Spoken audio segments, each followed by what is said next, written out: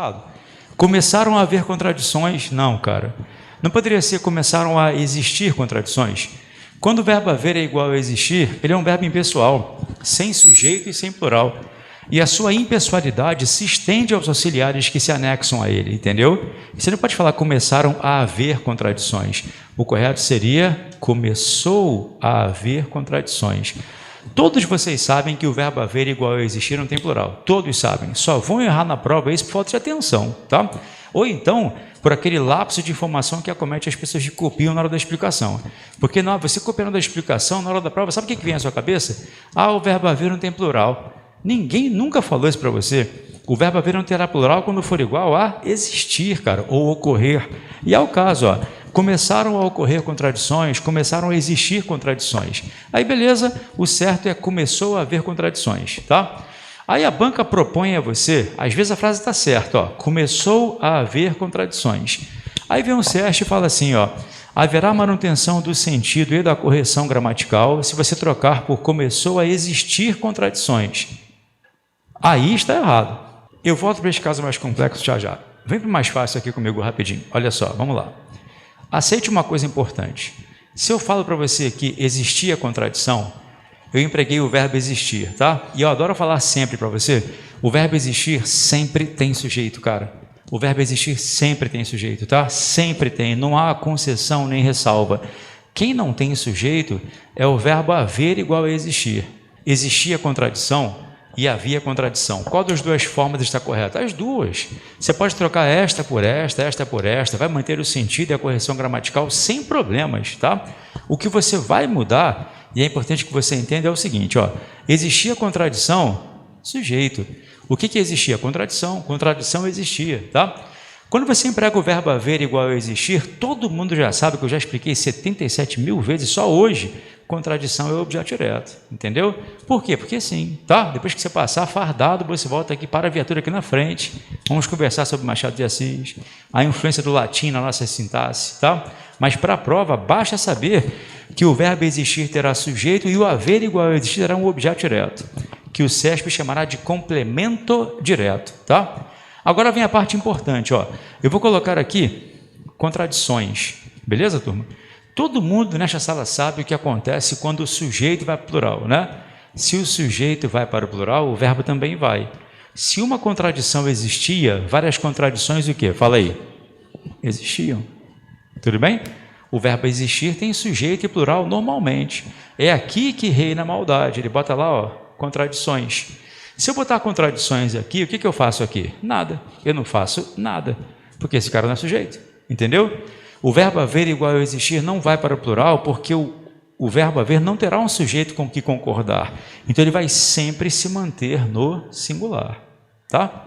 Beleza. Então, volta para cá agora. Vamos lá. Começou a existir contradições. O professor falou, o verbo existir sempre terá um sujeito, tá? Fala para mim, o que começou a existir? Vai. Então, contradições, CESP, exercem aqui função sintática de sujeito, tá? Contradições começou a existir, está errado, não tá? Contradições começou a existir, está errado, né?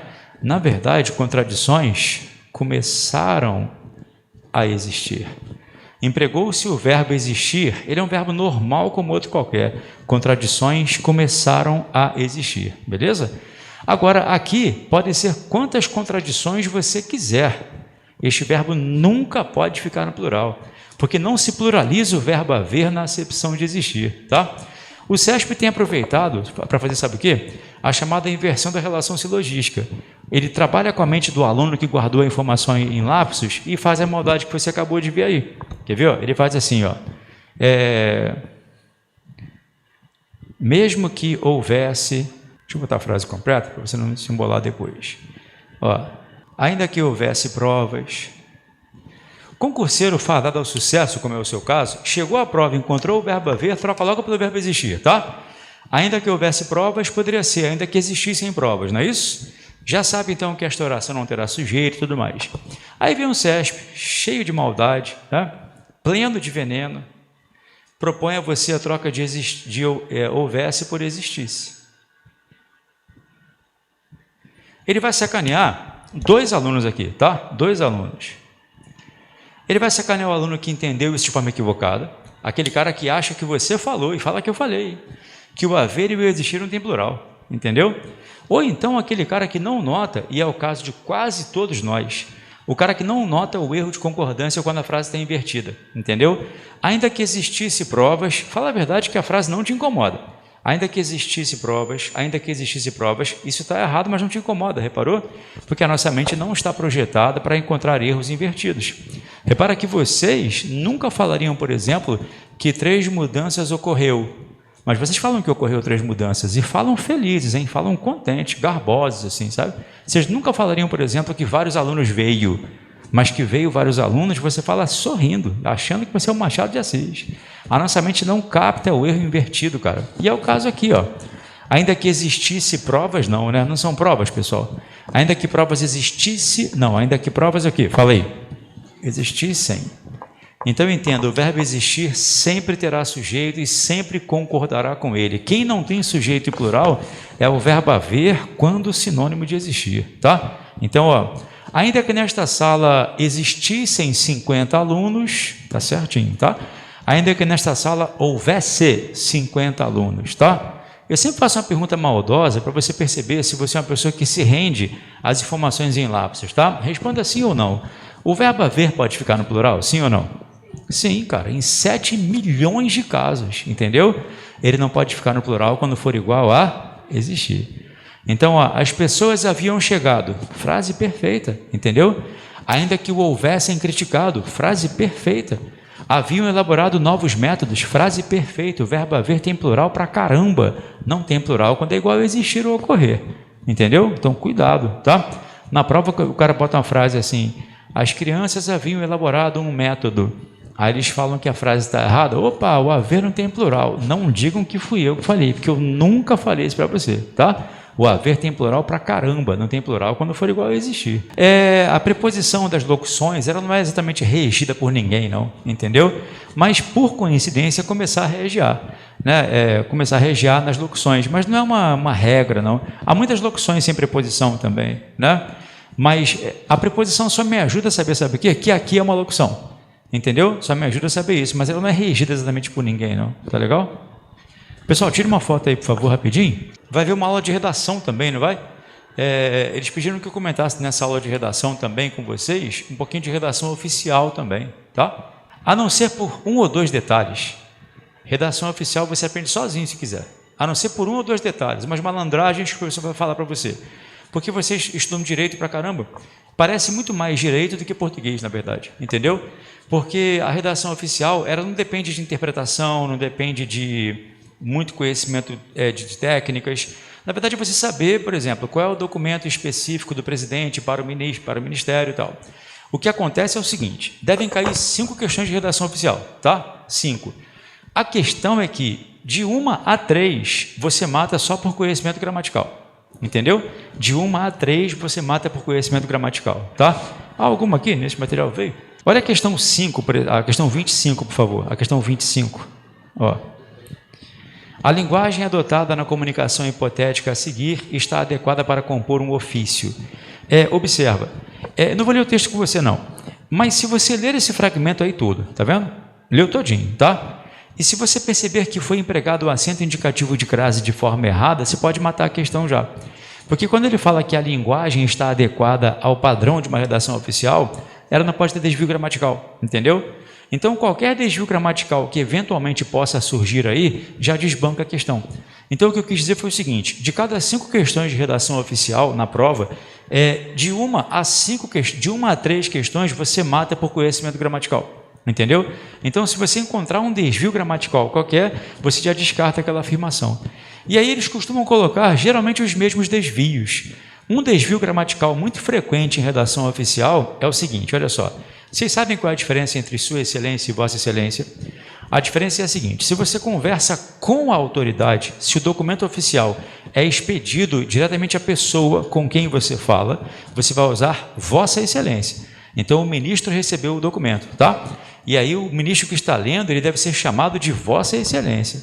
Se no texto você faz referência a uma outra autoridade, que não é a autoridade com quem você fala, aí você fala Sua Excelência, entendeu? Então, vamos lá. Você conversando com o ministro da Educação, você vai chamá-lo de Vossa Excelência, Vossa Excelência, Vossa Excelência. Quando você fala sobre ele, você fala Sua Excelência. Entendeu a diferença? Conversou com o Papa, Sua Santidade. Falou sobre o Papa, Sua Santidade. Tá? Falou com o Papa, Vossa Santidade. Falou sobre o Papa, Sua Santidade. Com é vossa, sua é sobre. Entendeu? Isso é uma das coisas muito cobradas na prova lá também. Tá? Veremos depois. Vamos à próxima aí, pessoal. Então, tire uma foto aqui do quadro rapidinho. Já foi já? Do verbo haver aqui? Uma coisa que de vez em quando cai na prova é muito fácil de saber. É que nós não podemos expedir redações oficiais. Eu não posso, você não pode, entendeu? A redação oficial ela só pode ser emitida pelo poder público. Então, se o cara, por exemplo, fala assim, ó, João, presidente da instituição dos moradores da Vila Valqueire, emitiu um ofício, blá, blá, blá, blá, blá. Errado. Ele não pode emitir ofício, tá? Perdão. Ele pode emitir ofício, mas não é redação oficial. Entendeu? Eu posso expedir um ofício seguindo todos os princípios normativos, margem, tudo certinho, mas não será uma redação oficial. A redação oficial só é emitida pelo poder público, tá? E uma coisa que sempre cai na prova, uma bobagem, cara, bobagem. Nós não podemos emitir, mas podemos receber. Então você pode receber um documento oficial, você não pode emiti-lo.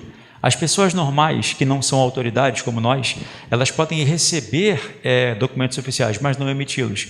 Então, se o cara falar assim, João, presidente das Casas Bahia, né? O que ele fizer não é redação oficial, entendeu? Não, o presidente do Flamengo, o presidente da NASA, o Florentino Pérez, presidente do Real Madrid, eles não podem emitir redações oficiais, tá? Redação oficial quem emite é o poder público só.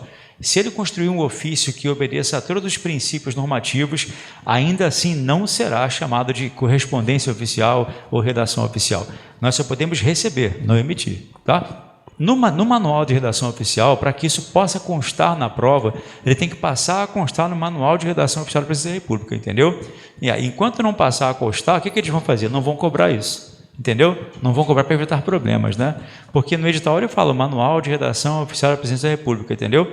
Então eles não vão cobrar essas partes que causam dissensão, não. Eu tive essa conversa com a professora de português, como eles mudaram alguns fatores ali, né? Só se ele fizer menção a essa modificação e tudo mais, mas até agora nada. Quando acontece uma modificação, eu não sei se no direito acontece a mesma coisa. Não costuma cair logo nas primeiras provas, não. Eles dão um tempo para a sociedade digerir aquela modificação. Não é antiga não, acho que foi... pois é, mas não caiu em prova até agora não, entendeu? Acho improvável que eles cobrem.